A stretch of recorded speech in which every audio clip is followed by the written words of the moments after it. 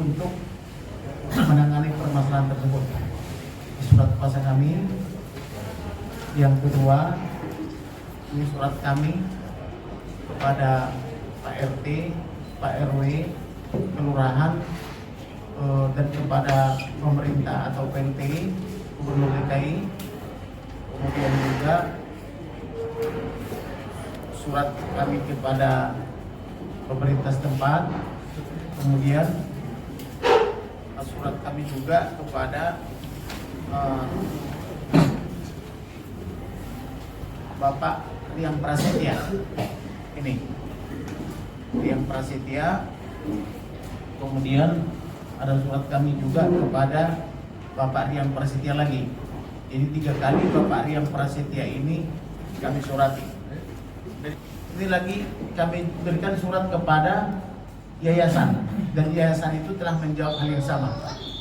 Jadi di sini ada 2 surat yang kami peroleh legalitasnya, bahwa Chinatown itu pernah dibicarakan, pernah diperdebatkan dengan Pak Johnson. Nah, kemudian bagaimana Chinatown itu pelaksanaannya? Jadi dilaksanakan dengan cara dibenturkan ya. Oke. Kemudian untuk selebihnya bisa dijelaskan oleh Pak Michael ya. Selamat pagi semua rekan-rekan media sekalian. Jadi untuk respon kita kali ini kita beri judul Riang Prasetya di balik rencana pembangunan Chinatown. Jadi ini kami nyatakan dengan jelas, Saudara Riang Prasetya di balik rencana pembangunan Chinatown. Ini semua setelah kami melakukan investigasi, mendapatkan laporan dan keterangan resmi. Jadi keterangan resmi, saudara-saudara media, keterangan resmi terkait wacana pembangunan Chinatown. Pertama kami dapatkan setelah kami surati Ketua RW 03 Pluit, kami mendapat jawaban resmi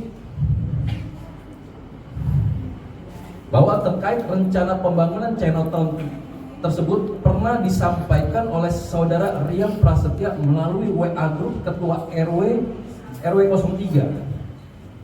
Jadi kami sambung di sini apa yang disampaikan dalam secara resmi dari Ketua RW ini. Jadi ini pernah disampaikan dalam forum RW 03, di mana waktu itu forum RW itu dihadiri oleh semua ketua RT di lingkungan RW 03 Pluit. Jadi RW 03 Pluit yang perlu saya sampaikan ini membawahi ada 11 RT. Jadi bukan 1-2 orang yang mengetahui terkait wacana pembangunan Chinatown ini, tapi ada 10 RT yang lain yang mengetahui terkait pembangunan ini. Jadi kalau yang rekan-rekan media lihat ini adalah WhatsApp dari nomor Saudara Riang Prasetya. Jadi dia sudah membuat ada rancangan Chinatown ini, dia sebar dalam WA Group Forum RW.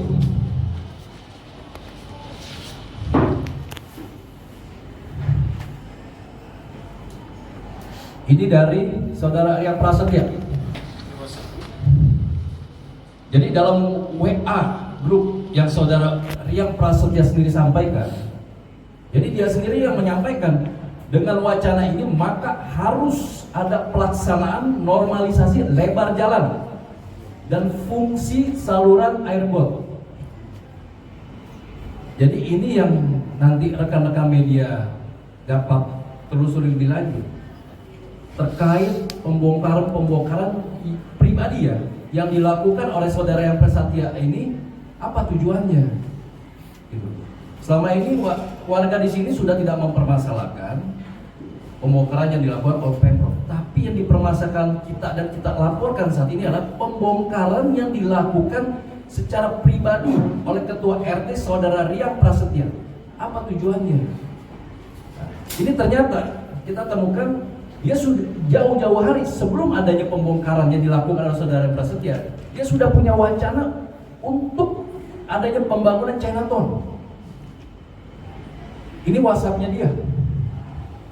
Jadi dengan wacana ini maka harus ada pelebaran normalisasi lebar jalan dan fungsi saluran air got. Jadi dia butuh lebar jalan ini untuk mewujudkan rencana pembangunan Chinatown ini, rekan-rekan. Dia katakan di sini ke salah satu warga yang juga bagian dari yayasan yang tadi memberikan surat secara resmi kepada kita jawaban. Selamat malam Pak Johnson, saya ingin informasikan bahwa untuk tahapan proses Chinatown sebaiknya satu pintu saja di saya. Ini WA saudara Riang Prasetya. Karena konsorsium, berarti ada pihak swasta di belakang yang selama ini sudah kita duga. Karena konsorsium meminta untuk normalisasi lebar jalan menjadi 20 meter. Jadi tahapan yang harus dilakukan bukan pengadaan JPJU. Sedangkan saat ini lebar jalan hanya 10 meter. Mohon kiranya dapat dipahami supaya proses ini tidak tumpang tindih dan terkesan ada dualisme. Jadi saudara Riang Prasetya menginginkan proyek Chinatown ini dia urus melalui dia. Ini bukti chat.